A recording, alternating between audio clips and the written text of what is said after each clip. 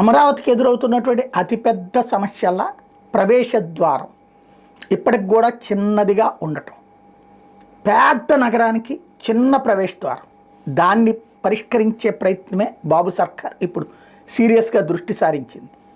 3 అంచెల రోడ్డు వ్యవస్థ ఏర్పాటుకు సంబంధించిన దాంట్లో తొలి అడుగు పడుతోంది. ఓవరాల్గా ప్యాకేజీల కింద 5 ప్యాకేజీలకు విడదీసి రోడ్డు త్వరగా నిర్మించేటటువంటి దిశగా అడుగులు వేస్తోంది. అందులో తొలి ప్రాంతం కిందన ప్రకాశం బ్యారేజీ దగ్గర నుంచి మణిపాల్ హాస్పిటల్ దాకా రోడ్డు 320 మీటర్ల కేబుల్ బ్రిడ్జి కూడా అక్కడ వేస్తారు.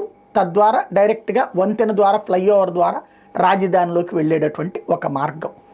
అట్లాగే అటు గొల్లపూడి వైపు నుంచి ఆ ఫ్లైఓవర్ ఏదైతే అక్కడ కృష్ణానది మీద వంతెన పూర్తి అయిపోతే అట్నుంచి ఒక మార్గం వస్తుంది.